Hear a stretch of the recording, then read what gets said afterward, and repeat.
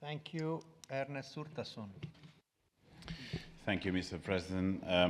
A recent letter published and signed by over 50 international NGOs calls on the ECB to lead by example when it comes to increasing financial transparency over the risks and implications of climate change. The letter underlines in particular the importance of transparency and disclosure in relation to climate change and welcomes the role of the Financial Stability Board, which puts climate change firmly on the agenda, establishing the Task Force on Climate-Related Financial Disclosures. President Draghi, given that the ECB currently holds over 440 billion worth of private sector assets through its various asset purchase programs, what are your views on the possibility that the ECB could, as a public institution, lead by the example and apply voluntarily the recommendations of the Task Force on Climate-Related Financial Disclosures? Do you stand ready to recommend such a way forward to the ECB Governing Council? And then I have a second question. In a recent speech you made in Florence, Mr. Draghi, you called for an effective countercyclical support of aggregated demand. I would like you to outline further about this. What would be the main features of such an instrument, and what features and size should this have to make it macroeconomically meaningful? Thank you. Let me start by the second question first. The presence of some fiscal capacity with some stabilization function is considered essential to complete the monetary union and to make it more resilient, less vulnerable. But also in the very same speech you mentioned, I said that the more you have private risk sharing, the less you need public funds to finance the stabilization function. To give you an example, in the United States, which is by and large a well-functioning monetary area, 75% of risks are shared by the private financial markets, and 25% are shared through the working of the federal budget, namely states or parts of the union that see a recession would automatically pay less taxes, other automatic stabilizers, but especially the unemployment insurance system. In Europe, the same figure is 40% privately shared through financial markets, and the rest is shared through the operation of government budgets. So in a sense, the more complete is our capital market union and our banking union, the smaller will be the size of the fiscal capacity that we need to stabilize the economy through the use of public funds. This is I believe, quite important point to remember in our discussions. And it's part of the general point I just made, that risk reduction and risk sharing come together. One complements the other, rather than we, as we had discussed for a long time, being opposite to each other. Now, on the first question I should tell that the ECB certainly supports the general economic policies, the aims of the Union, supports the conclusion of the Paris Climate Agreement, and certainly we do also support directly and indirectly the ongoing work in various international fora and join the network for greening the financial system, which brings together central banks and supervisors committed to developing common supervisory and macroprudential practices to address climate-related and environmental risks. Now, the eligibility criteria of our corporate sector purchase program have been deliberately defined in a broad way so that we don't discriminate against green bonds. Mind, the eligibility criteria are primarily guided by monetary policy consideration and the fact that we have to comply with our mandate, which is price stability. But our monetary policy certainly includes green bonds. We bought a lot of green bonds, and we are buying a lot of EIB, European Investment Bonds, European Investment Bank bonds, which is one of the world's largest issuer of green bonds. So bottom line is we are trying to do our best within the limit that within the limits that guide our monetary policy. Thank you. Thank you. Marisa Matias. Obrigada. Obrigada, Presidente. Obrigada, Sr. Draghi. Eu também quero colocar-lhe algumas questões mais gerais, aliás, na sequência de alguns temas que foram aqui trazidos pelo colega Ockmark.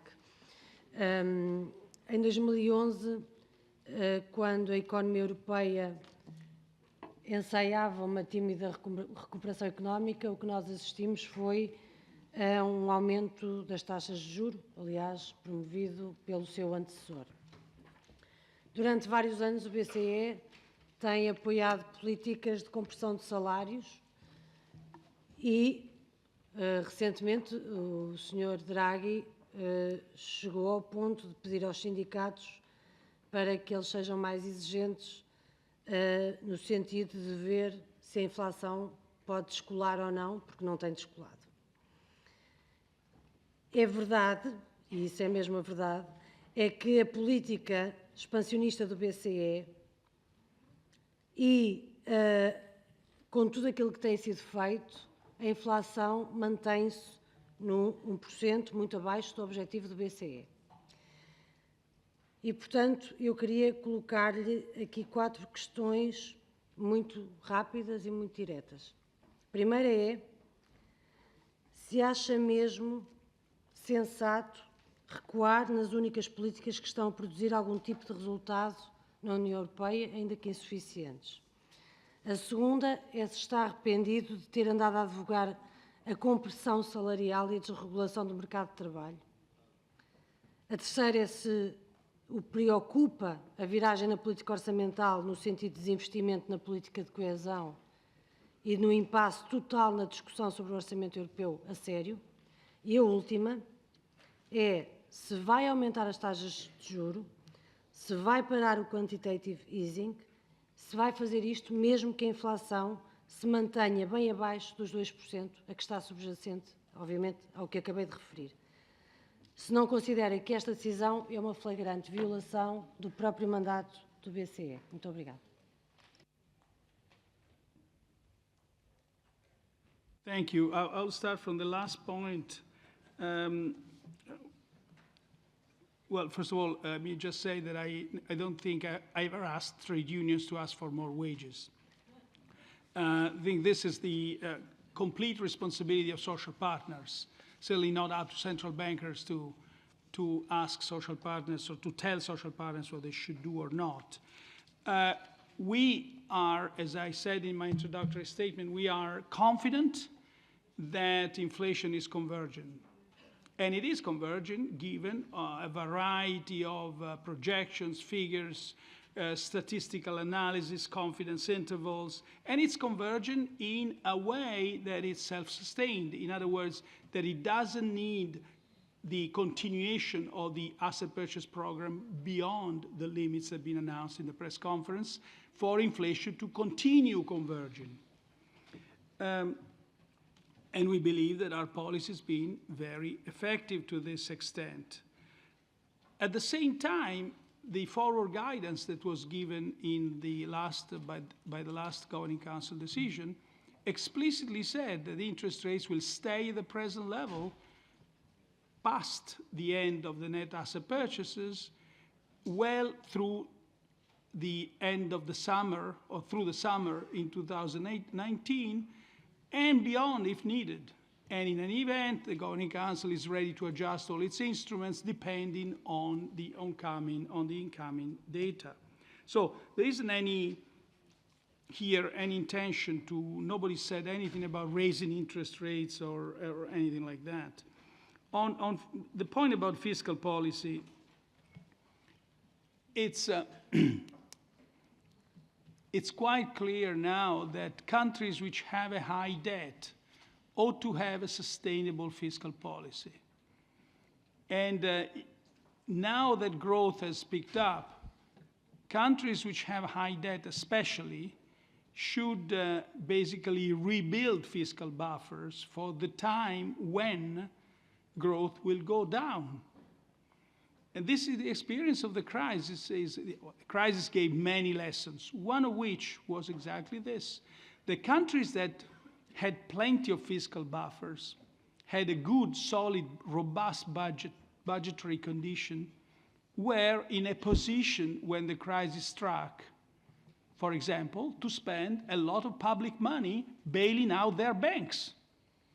Other countries which didn't have such a strong budget position and had banking problems down the road could not do the same because markets believed that their fiscal position was not sustainable.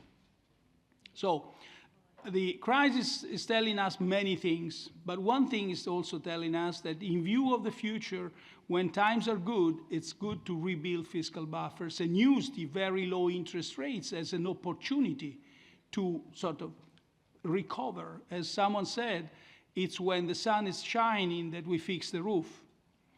So that was the view on fiscal policy. Now,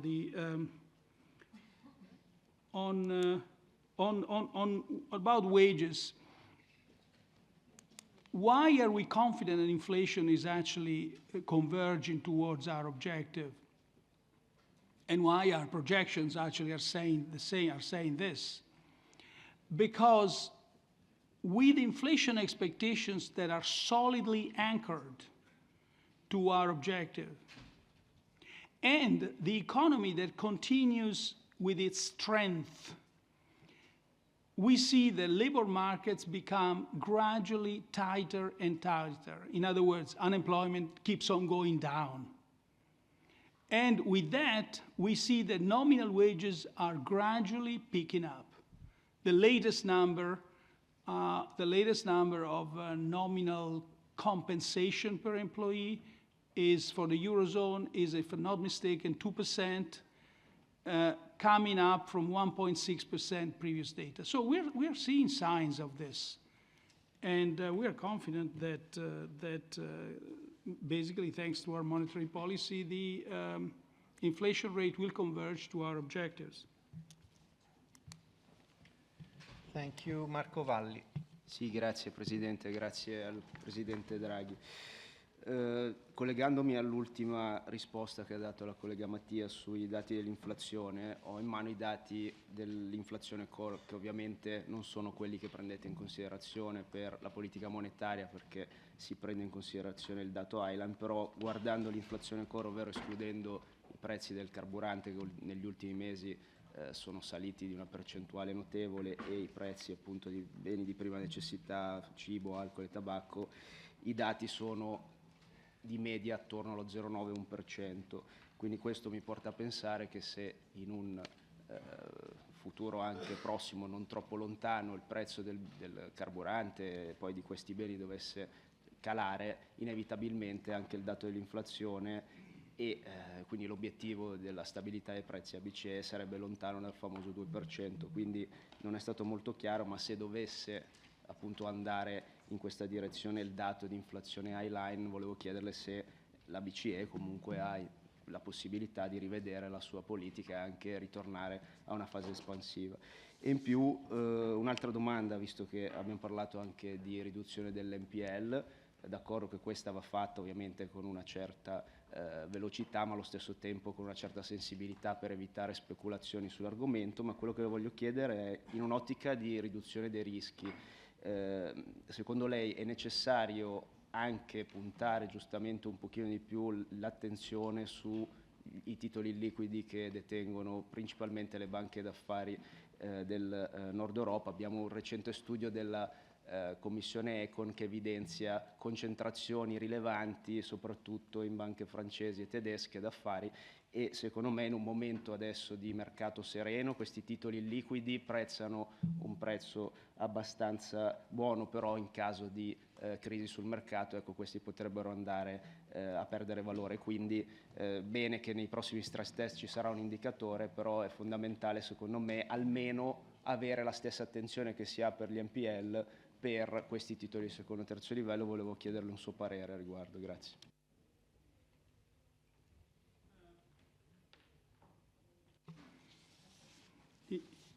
Yes, I'll start from the second question. In my introductory statement, I'll read it again, the part that concerns your question, that addresses your question. When I discuss about risk reduction and risk sharing, I say first, substantial risk reduction has already taken place. Common equity tier 1 ratios of significant banks, a key indicator of banks' health, that is now 67% higher than they were 10 years ago. Further risk reduction is underway with the reduction of non-performing loans and toxic assets in the portfolios of some large banks. So the answer to your point is I completely agree with you. The second point is about inflation rate, and certainly when we, as a matter of fact, in the coming projections, we foresee a decline in oil prices, so much so that we expect inflation for the coming months to hover around 1.5%, not 2% as today. But then the underlying inflation rate will gradually keep on going up. And in fact, in our 3 years projection, we foresee a decline in oil prices, but a picking up in underlying inflation, so that by the last quarter of 2020, the core inflation is going to be higher than underlying inflation, being the core, if I'm not mistaken, is going to be 2% or 1.9%, and the headline inflation is, it's not actually the core, it's inflation excluding food, energy and food. So it's the underlying inflation. And then you have the headline inflation, which is lower. It's going to be 1.7% or 1.8% in the last quarter of 2020. So your point is taken up.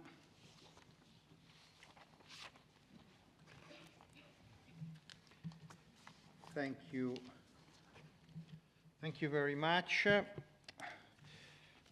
Very, clear definition. We had some different nuances from other interlocutors. Gerolf Annemans. Oh, no. Okay. Barbara Kappel. Sorry, I'm not Gerolf Annemans. Danke, Herr Vorsitzender.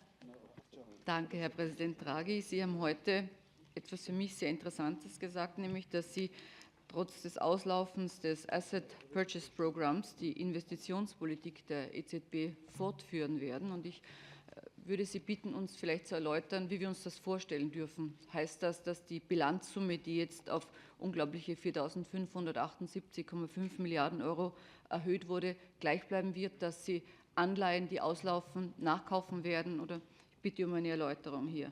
Und dann eine zweite Frage, eine Nachfrage zu Ihrem internen Risikomanagement in Bezug auf die Bankbilanz. Ich habe den Betrag jetzt angesprochen, der also 41% des BIPs der Eurozone betrifft.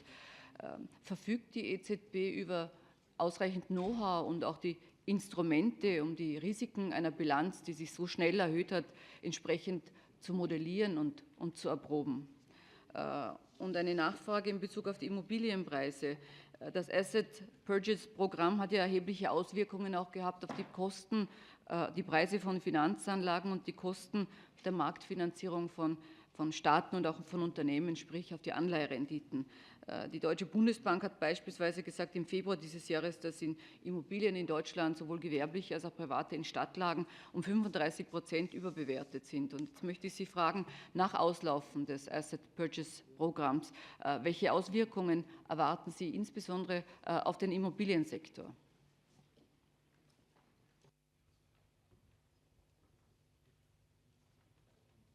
Thank you. let me just read again what I said about the conclusions of our last press conference. So we decided that the Governing Council anticipates that after September, we'll reduce our monthly net asset purchases from 30 to 15 billion, and we'll end the net asset purchases program at the end of December. And this is subject to incoming data confirming our medium-term inflation outlook. And then it says that this doesn't mean that our monetary policy will become less expansionary, because it will continue to accompany the economic expansion for some time. So we therefore reaffirmed our reinvestment policy, which means that securities coming to maturity will be repurchased for an extended period of time. And we enhanced our forward guidance on the key interest rates, saying that interest rates will remain at the present time at least through the summer of next year. So that's what we have decided. We say we expect ECB interest rates to remain at their present levels at least through the summer of 2019, and in any case for as long as necessary to ensure that the evolution of inflation remains aligned with our current expectations of a sustained adjustment path. Now, this monetary policy I've briefly discussed in answering probably my first question about the how closely we monitor potential risks, but so far we don't see general misalignment across asset classes. Certainly certain segments, like, as I said, prime commercial real estate, house prices, as you correctly pointed out, in some large cities and some countries, high-yield bonds and leveraged loans display some somewhat stretched valuations. And we're certainly monitoring these segments closely. Even the recent volatility in financial markets have not been a game changer with respect to this. So we look at that. We don't have any sense that there is a systemic risk building up. There are localized risks that are being addressed, should and are being addressed through the use of macroprudential tools.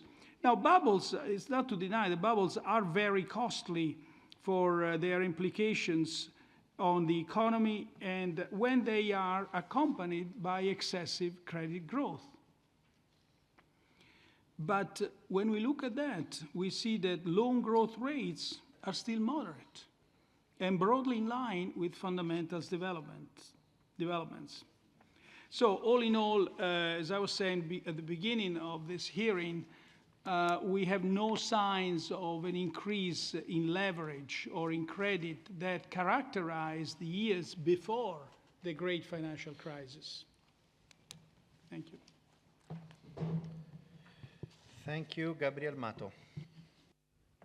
Muchas gracias, presidente. Y como siempre, señor Draghi, es un placer tenerle en esta casa.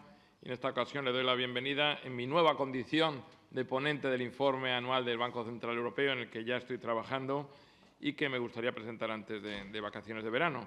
Son tres temas que a mí me gustaría preguntarle. Primero, créditos morosos o NPLs por sus siglas en inglés. En los bancos de la zona hemos visto una reducción en los últimos 3-4 años del 8% al 5,2% en el primer trimestre del 2017. La pregunta sería cómo podemos garantizar que en esos Estados miembros en los que el sector financiero se ve más afectado por estos créditos morosos no vayan a sufrir un déficit o una reducción de financiación debido precisamente a las nuevas medidas que se establecen.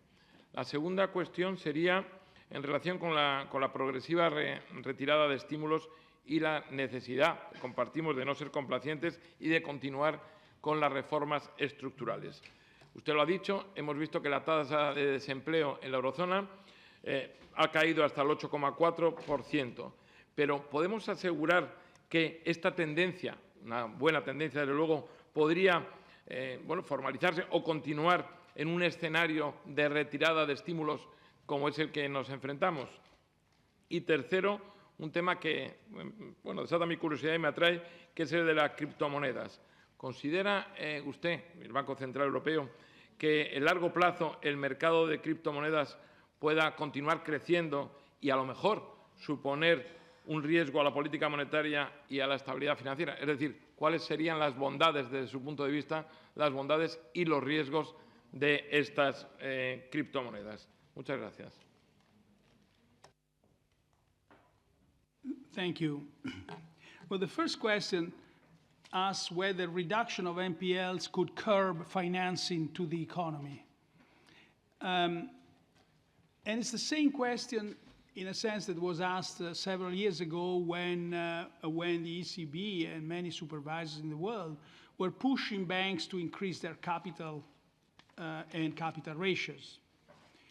And the answer is no. If anything, a decrease in NPLs, a strengthening of the bank capital position would make lending to the real economy more profitable and increase in the medium term the flow of lending to the economy.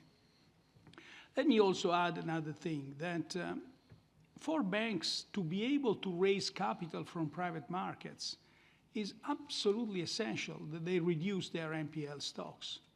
Even what we've seen in recent time, in the last year or 2 years, say, we've seen banks that were successful at dramatically reducing their NPL stocks, being also very successful at raising amounts of capital from private markets that would have been unthinkable some time before. So in this sense, the reduction of NPLs is complement to a continuation and an increase of lending to the economy. The second point is about withdrawing stimulus. We're not withdrawing stimulus, as a matter of fact. Monetary policy remains expansionary, and we said it that an ample degree of monetary accommodation is needed, meaning that we are confident that inflation will converge to our objective while gradually reducing the net asset purchase program influence. And we've seen this, and the Governing Council has gone through an assessment about that. And why is that? Because we think that the economy is strong enough to continue the expansion, even though the asset purchase program has reduced its importance, but we have at the same time enhanced the forward guidance on interest rates and committed to a reinvestment of securities, of repurchasing the securities coming to maturity for an extended period of time.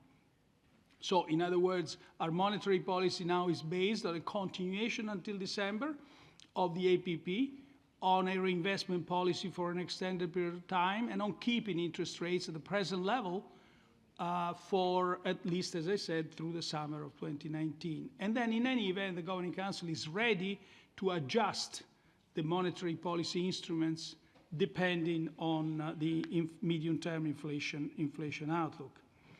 Finally, on